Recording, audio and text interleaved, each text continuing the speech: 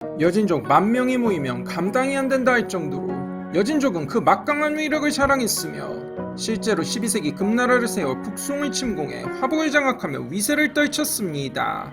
그러나 금나라가 멸망한 뒤 이들을 결집시킬 구심점 없이 명나라의 분할 통치하에 자기들끼리 치고받고 살았는데, 이 상황을 정리한 강력한 리더가 등장하니 그가 바로 누르하치였습니다.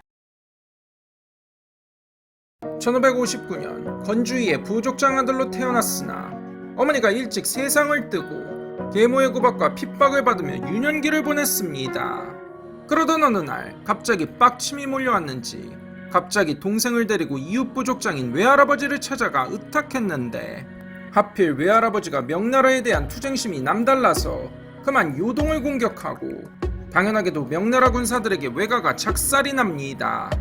하필 거기에 휘말린 누르하치와 그의 동생도 단두대행이었지만 요동총병 이성량은 그가 건주이 부족장 아들이란 점 때문인지 아님 그가 남다른 인재라 여겼는지 그를 풀어주고 부하로 삼더니 아들처럼 대하기 시작합니다. 그래서였을까 아버지 타쿠시는 19세에 그를 불러 혼인을 시키고 재산을 주어 이때를 계기로 완전히 독립하게 됩니다. 1583년 큰 사건이 터지는데, 명나라와 다른 여진족 부락 사이에 전쟁에 휘말려 할아버지와 아버지가 오인사살당한 사건이었습니다. 이 사건으로 빡친 누르하치가 항의를 하고 이성량 등이 그에게 칙서 30통을 주고 아버지 자기를 계승하게 했으나, 이를 잊지 못한 누르하치가 힘을 키워 나중에 명나라에게 복수를 했다고 하지만 사실 계목고임에 넘어가 자기를 구박해 내쫓아버리고 그 뒤에도 적은 재산만 물려주며 독립시킨 아버지를 위해 목숨 걸고 구태여 명나라와 사생결단할 필요가 없었고 현실적으로 복수할 힘도 없었기에 타협하기에 이릅니다. 그러나 명나라의 우호적이었던 누르하치 가문이었기에 이 사건은 명나라에 대한 깊은 한까지는 몰라도 불신을 갖게 만들긴 충분한 사건이었습니다. 그는 복수를 명분으로 13벌의 갑옷과 수십 명의 군사만 가지고 명나라 앞잡이 니칸와일란을 공격해 척살해버리고, 이를 계기로 주변을 평정하기 시작해 1588년 건주 여진을 통일해 세력을 떨쳐 1592년엔 임진왜란이 한창인 조선에 구원병을 보내주겠다며 세를 과시하고 1593년 해서여진의 연합군을 격파해버리니 마침내 여진을 통일하고 1616년 칸을 칭하게 됩니다.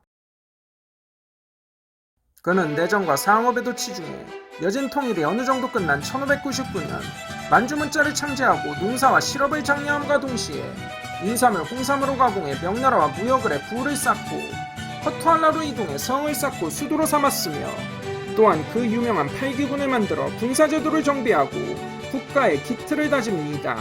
그러나 누르하치의 세력 확대를 보고 있을 명나라가 아니었으니 무역량을 줄이며 압박을 가하자 먼저 선빵을 치며 7대안을 선포, 명나라에 대한 선전포고를 하니 10만의 조명연합군이 침공해옵니다.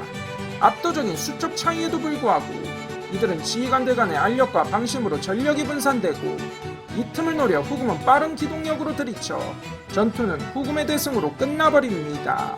1619년 사르우 전투 후 요동의 패자가 된 후금은 끊임없이 확장을 거듭해 유화 동쪽을 완전히 장악하고 끊임없이 수도를 옮기니 1620년 요양으로 1625년 다시 심양으로 천도합니다. 대신들은 길길이 날뛰며 백성들과 신하들 좀 그만 들들볶으라고 난리치지만 그의 목표는 더 이상 요동이 아닌 중원이었고, 이를 위해 전략적으로 수도를 옮긴 겁니다. 대기업권을 밑에 있는 중소기업은 더럽고 못 깎긴 해도 대기업 우산 밑에서 안정을 꾀할 수 있는 법입니다. 누르하치도 여진 통합 과정에서 명나라의 지원이 컸으니 이성량이 준 일종의 무역권인 칙서 30통을 통해 명나라 무역 주도권을 장악하다시피 하고, 이를 통한 거래로 부를 쌓고 생필품을 획득해 얻은 경제적 안정이 그가 여진을 통일한 원동력이었습니다. 그러나 사르우 전투 후 명나라와 교역이 끊기며 경제적 이득은 사라지고 확대된 영토와 세력에 비해 경제적 성과는 그닥이었습니다. 오히려 영토 확대로 문제가 생기니 새로 편입된 요동의 한족들 융화시킨답시고 여진족식 집단농장 특수에 두어 농무처럼 부리니 빡친 한족은 반란을 일으키고 역시 빡친 누르하치는 강경 진압해버리니 농업 생산량만 떡락해버립니다. 결국 누르하치가 추구한 생존 전략은 확장 정책이었으니 바로 중원 진출이었습니다. 그러나 썩어도 준치라고 명나라는 원숭아를 기용해 요동방어를 굳히고 1626년 정월 영원성을 공격한 후금의 군대는 명나라의 홍위포에 갈려나가고 그 파편에 부상당한 누르하치는 노구를 치료하러 온천에 갔다가 그해 8월 68세로 세상을 뜹니다.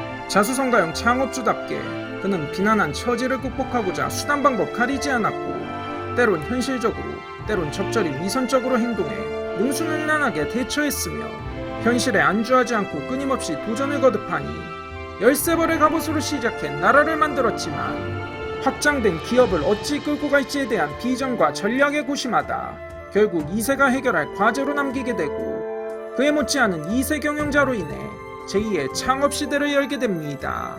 청나라의 시조 누르하치의 일생이었습니다. 이만 마치겠습니다. 시청해주셔서 감사합니다. 어쩌면 쳇바퀴 같기도 하지만 또 한편으론 자연현상처럼 당연한 순리일 수 있는데 항상 나라를 세운 뒤 그 기반을 확고히 다지고 그 과정에서 왕자의 게임을 통해 수탄이들을 제거하는 냉혹한 정치를 펼치니 보통 그런 제왕들에게 붙는 묘호가 태종입니다. 누르하치에 이어 성공적인 2세 경영자 청태종 홍타이지는 과연 어떤 인물이었을지 그에 대한 이야기 지금 시작합니다. 홍타이지는 특이하게도 임진왜란이 터진 1592년에 누르하치의 아들 16명 가운데 8번째 아들로 태어났는데 모친 예언나라 멍구제제는 일찍 세상을 뜨지만 어린 시절 누르하치와는 달리 아버지의 총애를 한몸에 받으며 학문과 무예를 익히고 사르우 전투에 큰 공을 세우며 4대 버일러의 한 사람으로 두각을 나타냅니다. 그러나 후계 구도에선 그닥 유리하지 않았으니 일단 8번째 아들이고 위로 실력자인 형들이 셋이나 있었고 아버지 총애를 받는 셋째 부인 아바하이와 그녀의 소생 도르군 형제가 있었으니 칸을 꿈꾼다면 왕자의 게임은 필연적이었습니다.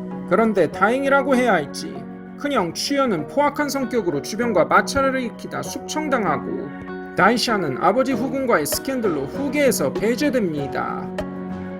다섯째인 망굴타이 역시 포악하고 과격한 성격으로 인심을 잃으니 문무견비의 인망과 리더십이 남다른 홍타이지에게 점차 유리해지고 처지가 애매해진 둘째 형 다이샤는 후계자가 못될 바인 차라리 홍타이지를 밀어주자는 합리적인 판단을 해 결국 홍타이지는 칸에 오르고 남은 경쟁자 아바하이는 순장을 구실로 숙청해버리니 도르곤 형제는 고립되어버리죠.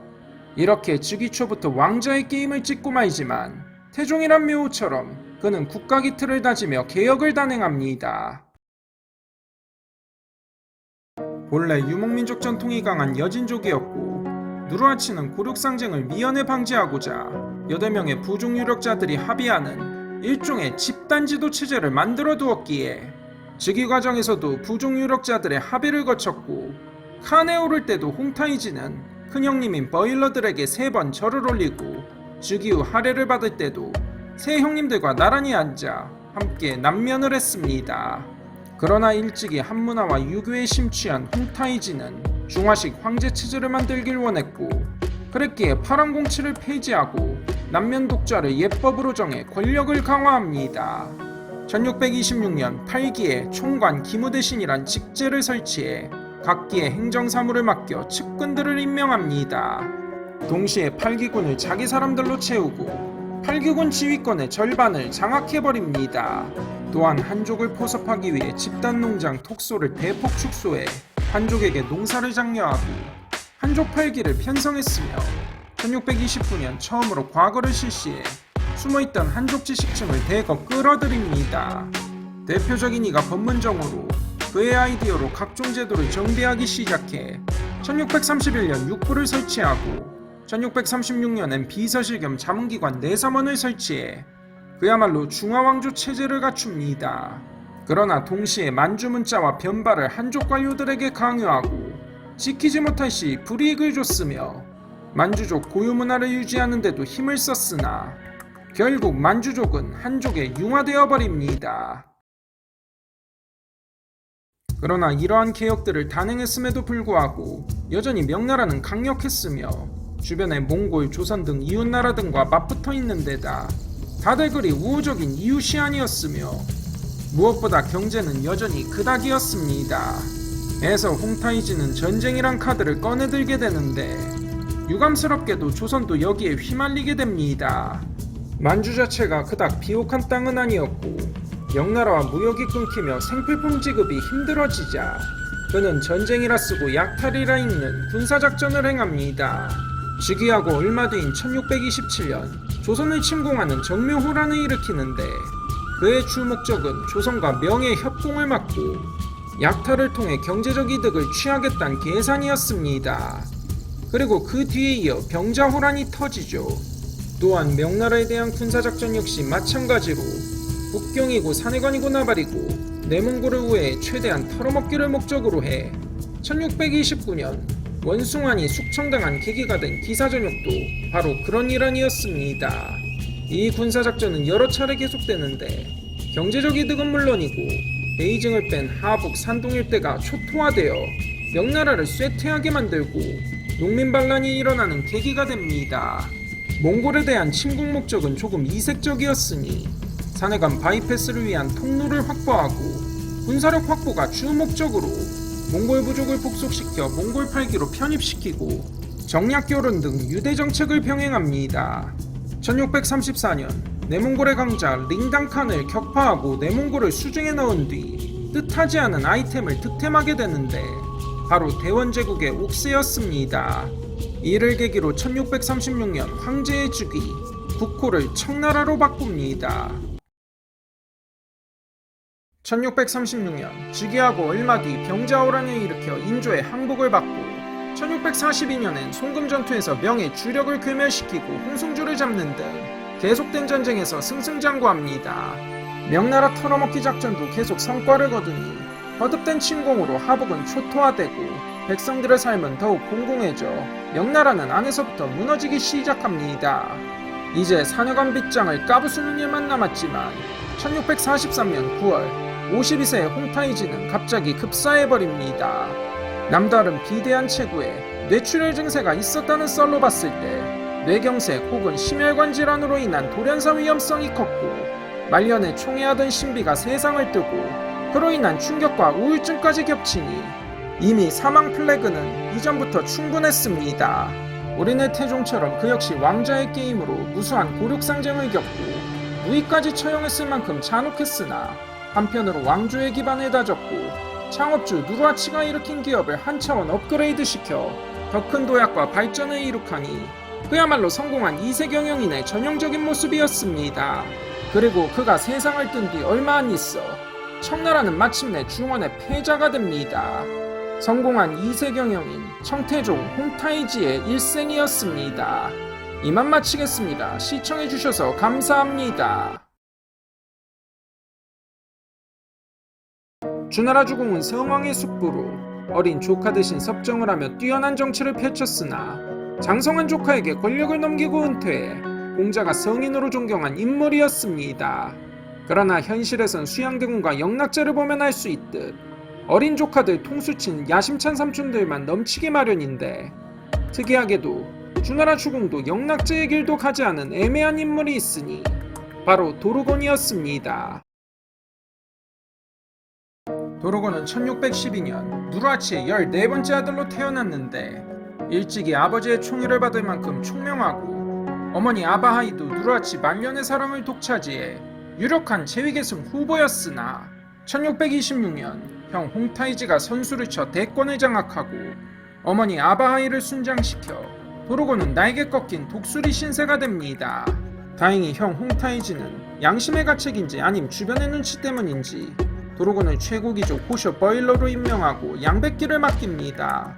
어린 도르곤은 살아남기 위해 홍타이지에게 복종하며 그의 유능하고 충실한 부하장수가 되는데 1628년 차하르부 몽골족과의 전쟁 때부터 명성을 떨치기 시작하니 그의 나이 17세였습니다. 그리고 그 뒤 예친왕에 봉해지고 1635년에 몽골 차하르부를 평정하고 원나라 전국 국세를 홍타이지에게 바치니 더 큰 신뢰를 얻게 됩니다.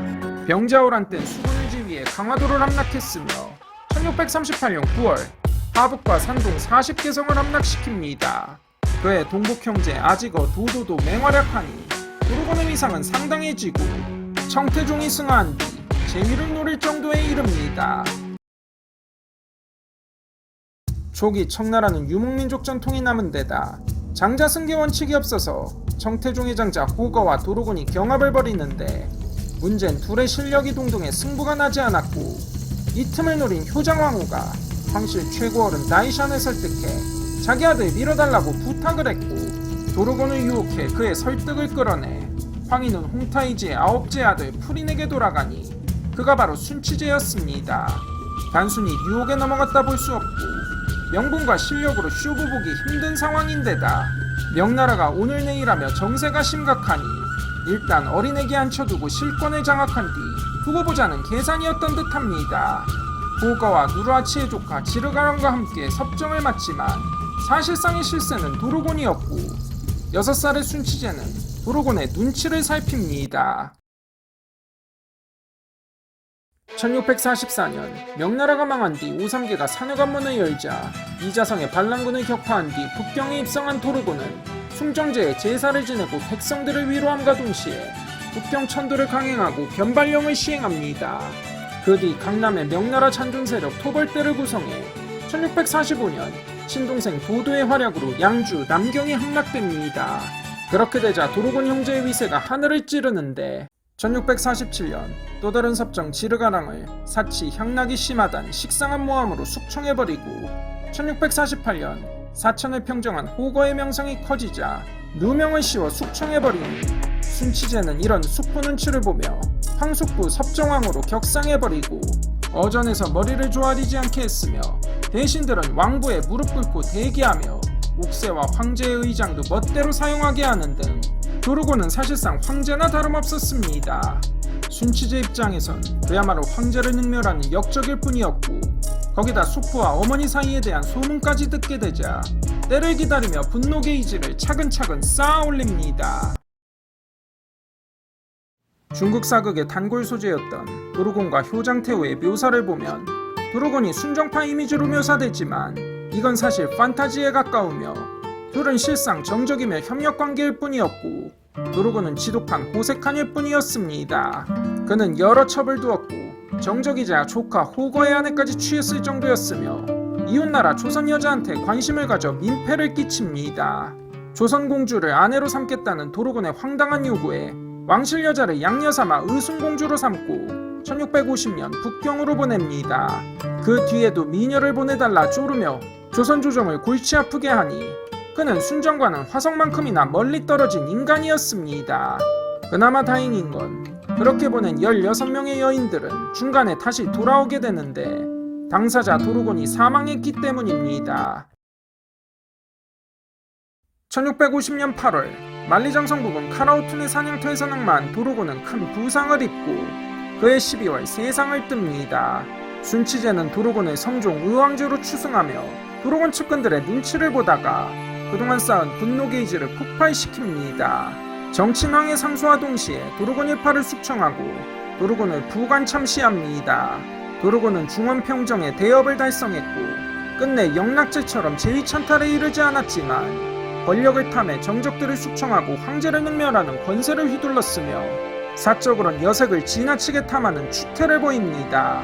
사마천이 한신을 평했듯 그가 공인으로서 쬐끔만 겸손하고 절제했다면 청나라의 공신으로 주공처럼 제사를 받으며 존경받을 수 있었겠지만 어찌 보면 그것이 그의 한계였고 어쩔 수 없는 인간의 탐욕이었을지 모릅니다. 주문을 평정했으나 역적으로 단죄된 도르곤의 일생이었습니다. 이만 마치겠습니다. 시청해주셔서 감사합니다.